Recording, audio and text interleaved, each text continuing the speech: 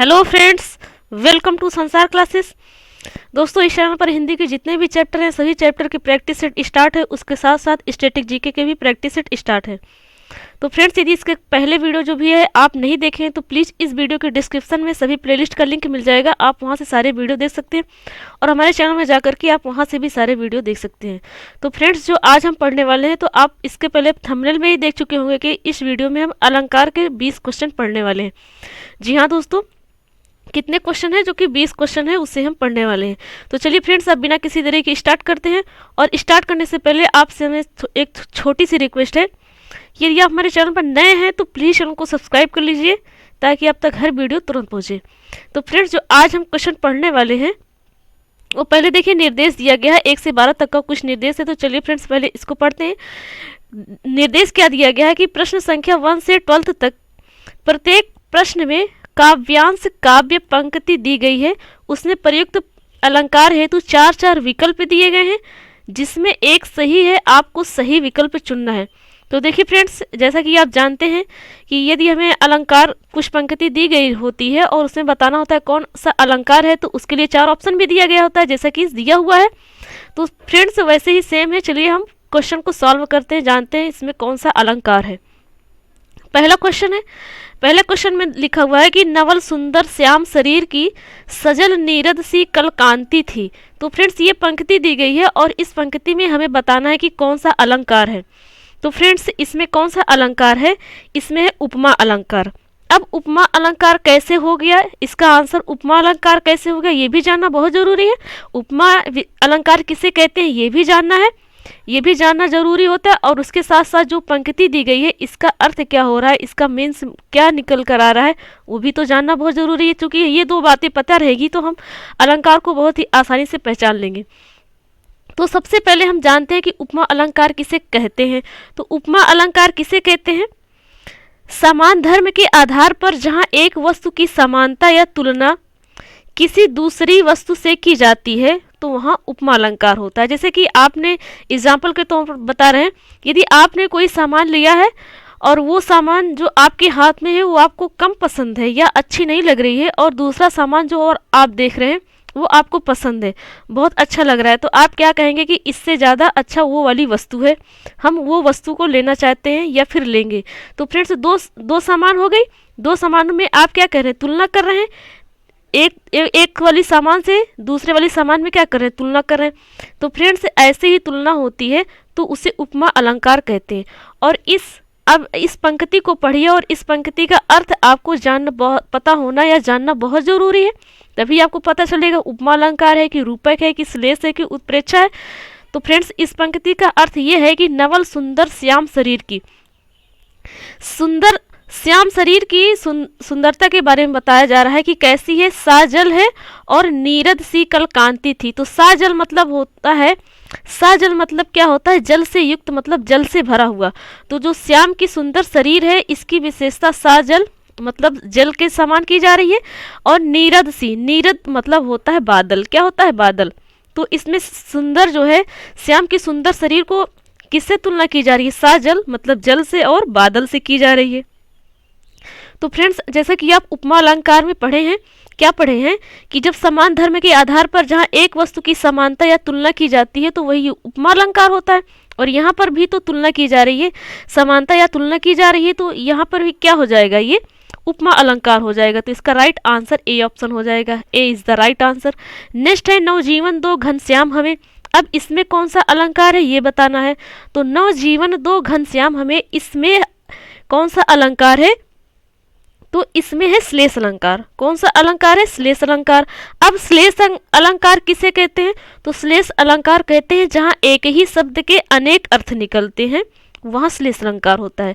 एक ही शब्द के कई अर्थ निकलते हो तो वहाँ श्लेष अलंकार होता है। अब इसमें नवजीवन दो घनश्याम हमें लिखा हुआ है, पर इसमें क्या है? इसमें किसी शब्द का अर्थ निकल रहा है क्या? किसी एक ही शब्द का 2 अर्थ निकल रहा है क्या? तो ये हमें जानना पड़ेगा यहाँ पर, तभी इसका आंसर होगा। तो फ्रेंड्स, जैसा कि घनश्याम लिखा है तो घनश्याम एक तो कृष्ण भगवान को भी कहते हैं घनश्याम, और दूसरा क्या होता है? घनश्याम मीन्स होता है बादल। क्या होता है? बादल। और घनश्याम हथौड़ा को भी कहते हैं, हथौड़ा आप जानते होंगे। तो देखिए फ्रेंड्स, घनश्याम, जैसा कि श्लेष अलंकार की परिभाषा हमने पढ़ लिया है कि एक ही शब्द के जब अनेक अर्थ निकलते हैं तो वही श्लेष अलंकार होता है। अब यहाँ घनश्याम लिखा हुआ है शब्द, इसके कई अर्थ निकल रहे हैं। कृष्ण भी होता है, घनश्याम में कृष्ण भी होता है, और क्या होता है? बादल भी होता है और हथौड़ा भी होता है। तो यहाँ पर कौन सा अलंकार हो जाएगा? श्लेष अलंकार हो जाएगा। तो इसमें बी ऑप्शन सही होगा। नेक्स्ट है, केकी रव की नूपुर ध्वनि सुन, जगती जगती की भूख प्यास। इसमें कौन सा अलंकार है ये बताना है। तो इसमें यमक अलंकार है। कौन सा अलंकार है? यमक अलंकार है। अब यमक अलंकार क्या होता है? यमक अलंकार किसे कहते हैं? तो यमक अलंकार कहते हैं जहां एक शब्द या शब्द समूह अनेक बार आए। एक शब्द, ध्यान से बहुत पढ़िएगा, एक शब्द या शब्दों का समूह एक जगह पर है, उसके अलावा किसी दूसरी लाइन में भी वो आ गया, वही शब्द तीसरी लाइन में भी आ गया, तो इसे क्या कहते हैं? एक समूह कहते हैं। तो एक शब्द या एक समूह अनेक बार आए किंतु उनका अर्थ प्रत्येक बार अलग अलग हो। अर्थ जितनी बार आ रहा है हर जगह पर उसका अर्थ कुछ और हो रहा है, एक ही अर्थ नहीं। जैसे कि एक ही जगह पर है तो उसका जो अर्थ निकल रहा है वही अर्थ हर जगह पर निकलेगा, ऐसा नहीं। एक ही शब्द कई बार आ रहा है या शब्दों का समूह कई बार आ रहा है और कई बार उसका अलग अलग अर्थ भी आ रहा है, तो वहां पर क्या होता है? यमक अलंकार होता है। अब इस पंक्ति को ध्यान से पढ़िए, केकी रव की नुपुर ध्वनि सुन, जगती जगती की भूख प्यास।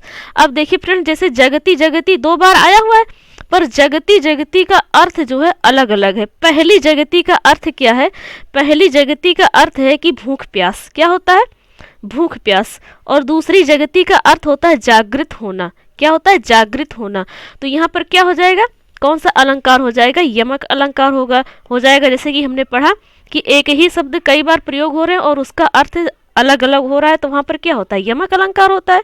तो इसका राइट आंसर हो जाएगा सी ऑप्शन, यमक अलंकार। नेक्स्ट क्वेश्चन है, रघुपति राघव राजा राम, इसमें कौन सा अलंकार है? तो इसमें अनुप्रास अलंकार है।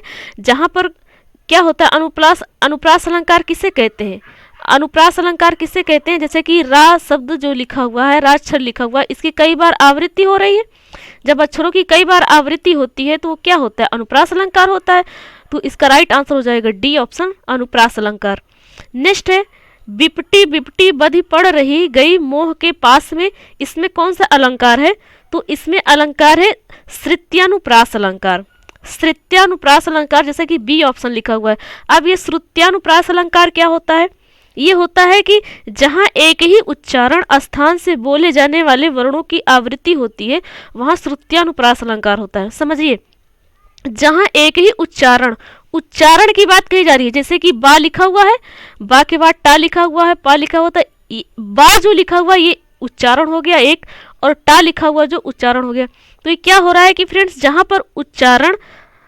जहाँ एक ही उच्चारण स्थान से बोले जाने वाले वर्णों की आवृत्ति होती है, जैसे कि बिपटी पहला उच्चारण लिखा गया, बिपटी बोला गया, इसके बाद इसमें जो भी वर्ण लिखा हुआ है इसका फिर से रिपीट हुआ हो कहीं पर, तो देखिए फ्रेंड्स आगे फिर से बिपटी लिखा हुआ है तो बिल्कुल उच्चारण का रिपीट तो हुआ है, तो वही क्या होता है? श्रुत्यानुप्रास अलंकार होता है। क्या होता है? श्रुत्यानुप्रास अलंकार होता है। जैसे कि बा टा और पा क्या हो रहा है? बार बार आ रहा है, यहाँ पर भी है, यहाँ पर भी है और यहाँ पर भी है, तो क्या हो जाएगा? श्रुत्यानुप्रास अलंकार। तो फ्रेंड्स सिर्फ इतना याद रखिए कि जहाँ एक ही उच्चारण स्थान से, तो एक ही उच्चारण स्थान तो हमारा पहला वाला शब्द हो गया, उसके आगे एक ही उच्चारण स्थान से बोले जाने वाले वर्णों की आवृत्ति, जो पहला शब्द लिखा उसमें जितने वर्ण हैं उसी वर्ण की आवृत्ति और आगे बार बार होती चली जा रही है, तो क्या होता है? श्रुत्यानुप्रास अलंकार होता है। तो फ्रेंड्स या तो श्रुत्यानुप्रास अलंकार ऑप्शन में दिया रहेगा या तो अनुप्रास अलंकार दिया होगा। क्योंकि अनुप्रास भी हम इसी जो है विशेषता से ही मानते हैं कि यह अनुप्रास अलंकार है, तो ऑप्शन में या तो श्रुत्यानुप्रास अलंकार आपको देगा और या तो अनुप्रास अलंकार देगा, दोनों ऑप्शन एक साथ नहीं देगा, नहीं तो क्वेश्चन गलत हो जाएगा। इसलिए फ्रेंड्स इस वाले क्वेश्चन में आंसर जो ऑप्शन देख रहे हैं आप, अनुप्रास नहीं लिखा हुआ है, तो इसका राइट आंसर श्रुत्यानुप्रास अलंकार हो जाएगा, बी ऑप्शन। नेक्स्ट है, दीप सा ही ये जल रहा है, कह दो तुम्हें कैसे बुझाऊं, इसमें कौन सा अलंकार है? तो इसमें है पूर्णोपमा अलंकार। अब ये पूर्णोपमा अलंकार क्या होता है? जैसा कि सी ऑप्शन लिखा हुआ है, तो पूर्णोपमा अलंकार होता है, पूर्णोपमा में सभी चारों अंग होते हैं। सभी चारों अंग कौन कौन से? उपमान भी होता है, उपमान भी होता है, उपमेय भी होता है, समान गुणधर्म भी होता है और वाचक शब्द भी होता है। तो वो क्या होते हैं? पूर्णोपमा अलंकार कहलाते हैं। जैसे कि लिखा हुआ है पंक्ति की, दीप सा ही ये जल रहा है, कह दो तुम्हें कैसे बुझाऊं। तो एक तो दीप सा कौन जलता है? दीपक जलता है, एक तो ये बात हो गई। उसके बाद ही ये लिखा हुआ, ही मीन्स हृदय होता है, ही मीन्स हृदय होता है, मन होता है। तो फ्रेंड्स दीपक की तुलना किससे की जा रही है? जो दीपक जलता है, जलाया जाता है, उसकी तुलना ही से की जा रही है, मतलब हृदय से की जा रही है। तो इसमें उपमेय और उपमान तो दोनों हो गया। जब एक ही वस्तु को दूसरे वस्तु से में तुलना की जाती है तो पहली वाली वस्तु क्या हो जाती है? पहली वाली वस्तु उपमान हो जाती है, और पहली वाली वस्तु उपमेय हो जाती है और दूसरी उपमान हो जाती है। तो देखिए फ्रेंड्स, दीप और हृदय क्या हो गया? क्या हो गया? उपमेय और उपमान हो गया। जल रहा है मतलब एक समान गुणधर्म बताया जा रहा है कि जैसे दीपक जलता है उसी तरह हृदय भी जलता है। तो समान गुणधर्म बताया, दोनों का काम एक ही बताया जा रहा है, तो ये समान गुणधर्म हो गया। और उसके बाद इसमें क्या वाचक शब्द है, कह दो तुम्हें कैसे बुझाऊं। तो फ्रेंड्स कह दो तुम्हें कैसे बुझाऊं, ये एक वाचक शब्द है। तो फ्रेंड्स ये क्या हो जाएगा? कौन सा अलंकार हो जाएगा? पूर्णोपमा अलंकार हो जाएगा। तो इसका राइट आंसर हो जाएगा C option, C is the right answer. तो फ्रेंड्स पूर्णोपमा अलंकार कौन सा होता है? जिसमें उपमेय, उपमान, गुणधर्म, समान गुणधर्म और वाचक शब्द, ये चारों जिस सेंटेंस में आपको जिस पंक्ति में मिल जाएंगे वही अलंकार, वहां पर कौन सा अलंकार हो जाएगा? पूर्णोपमा अलंकार। नेक्स्ट है, राम से राम सिया सी सिया, विधि ने रचिके निज हाथ सवारा। इसमें कौन सा अलंकार है? तो इसमें है अनन्वय अलंकार। इसमें कौन सा अलंकार है? अनन्वय अलंकार। तो फ्रेंड्स अनन्वय अलंकार किसे कहते हैं? अनन्वय अलंकार उसे कहते हैं जहां उपमेय की तुलना करने के लिए कोई उपमान ना हो।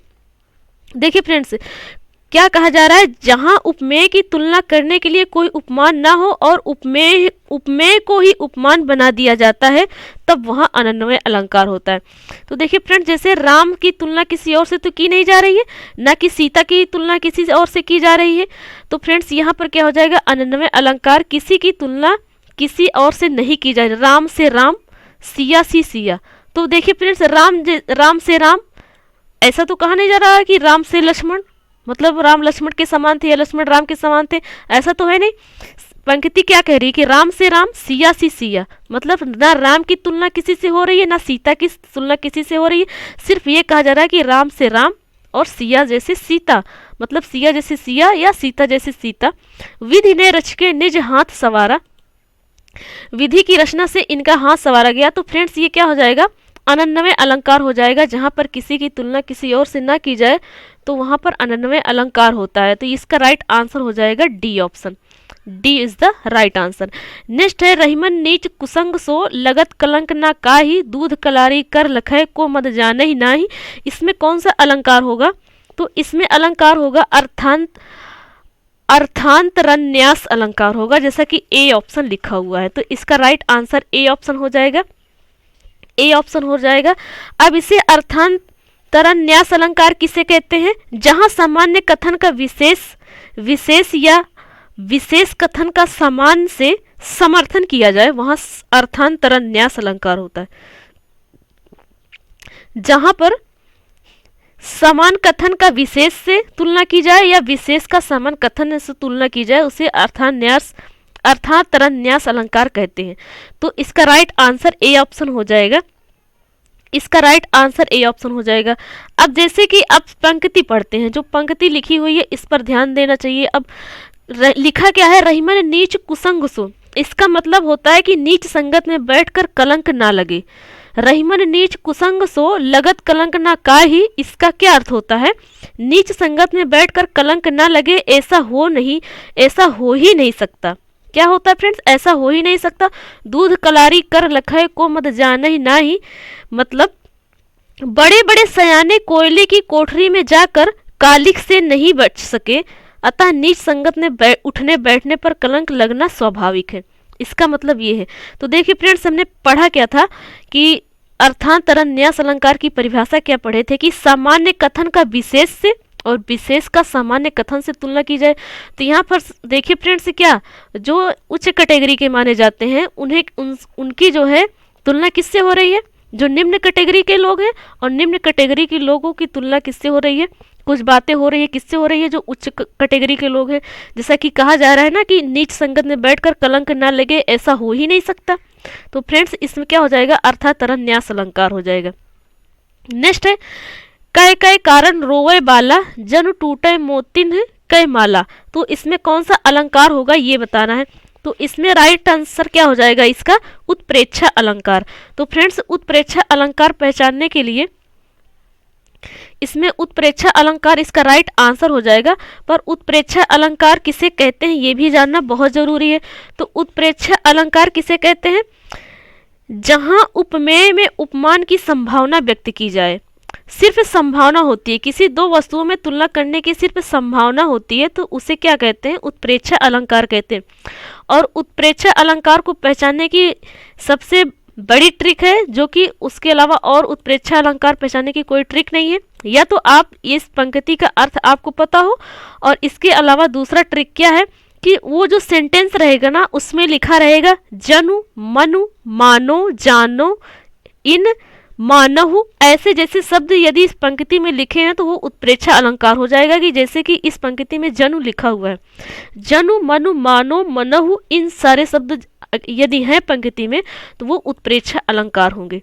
नेक्स्ट है चंद्र बिना ज्यो जामिनी बिंदु चंद। इसमें कौन सा अलंकार है, तो इसमें अलंकार है अन्योन्य अलंकार। कौन सा, अन्योन्य अलंकार। तो इसका राइट आंसर हो जाएगा सी ऑप्शन।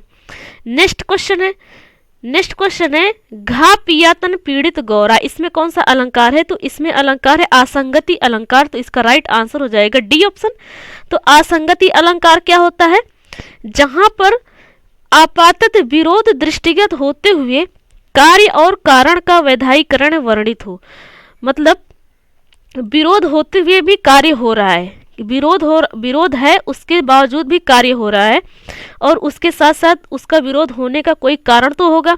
तो यहाँ पर जब ये बातें होती तो क्या होता है, कौन सा अलंकार होता है, आसंगति अलंकार। आसंगति अलंकार। तो इसका राइट आंसर क्या हो जाएगा, इसका राइट आंसर हो जाएगा आसंगति अलंकार। तो फ्रेंड्स ये बिल्कुल आप कॉमन सेंस की बात है कि जहां पर विरोध है वहां तो संगति रहेगी नहीं, बिल्कुल असंगति ही रहेगी।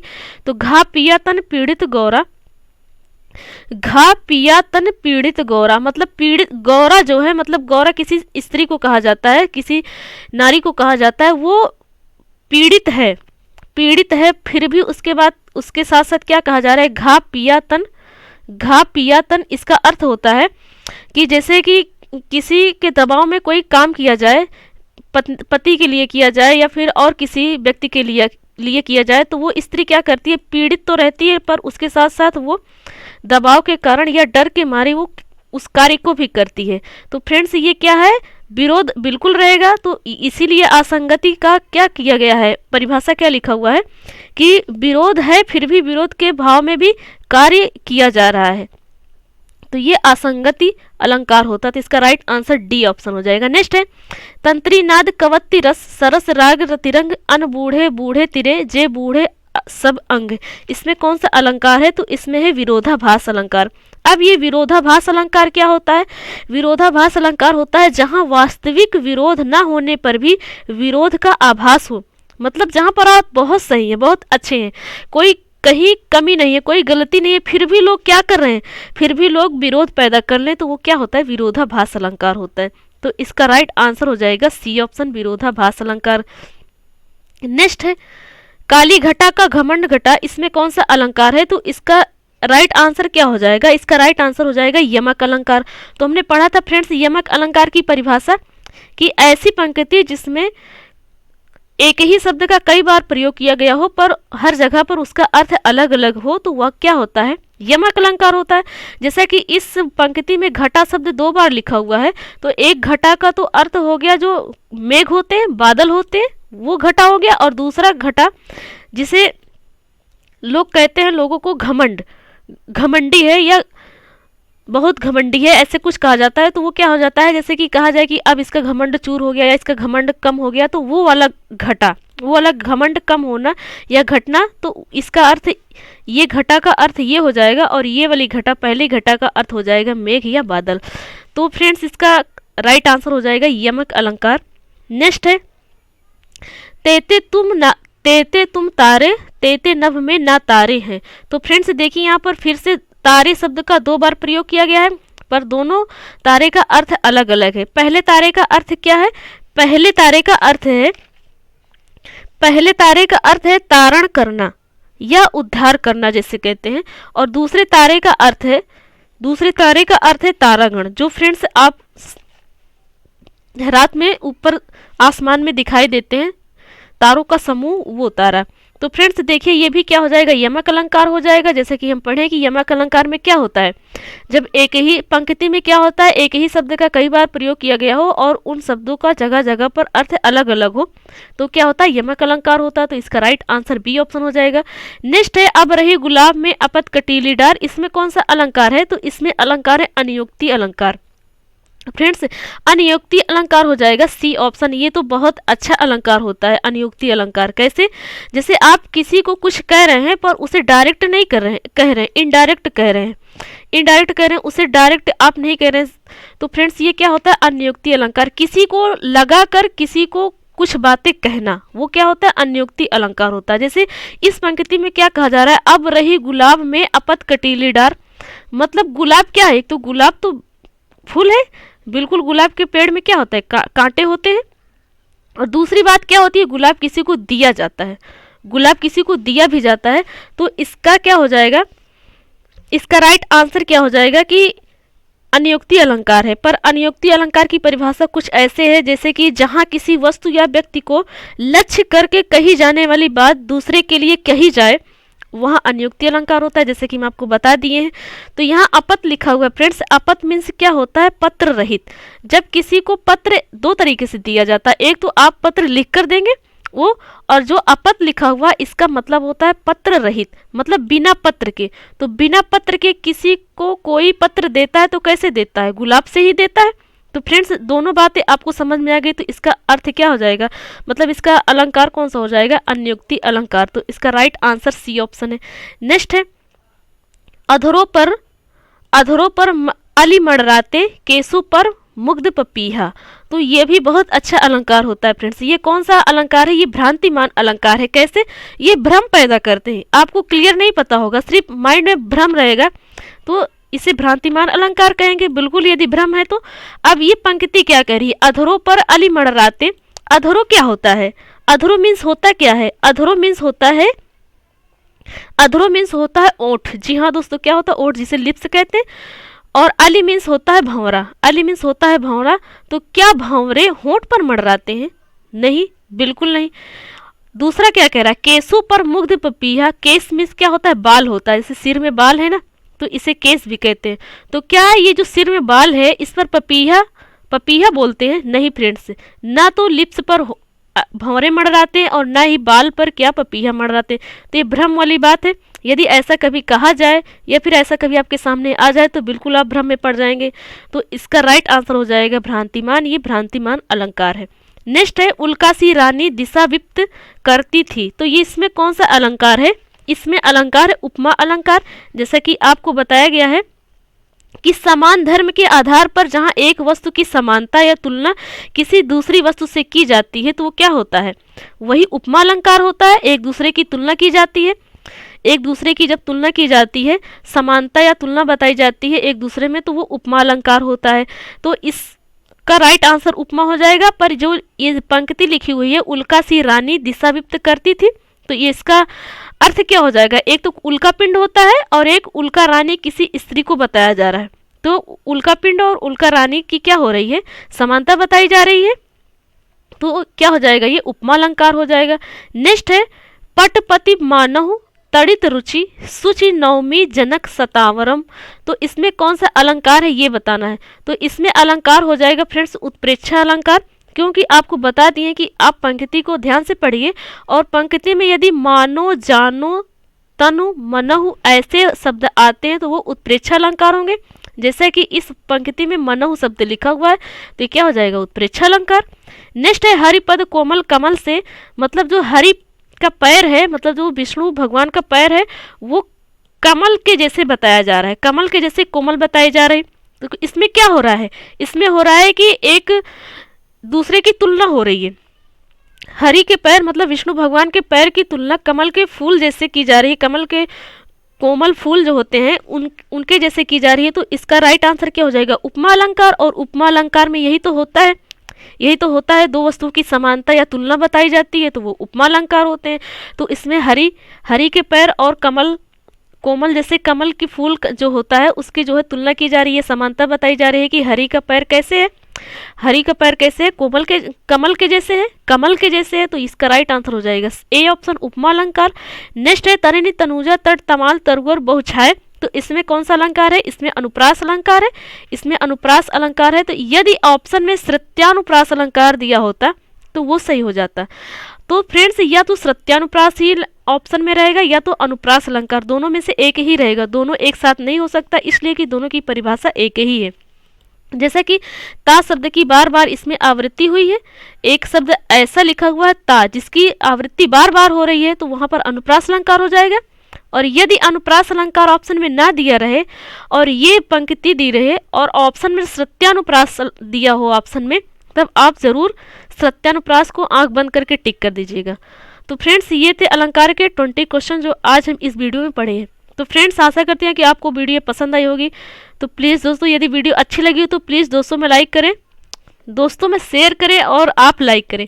तो फ्रेंड्स बने रहिए चैनल पर, मिलते हैं नेक्स्ट वीडियो में। Thanks for watching and awesome day.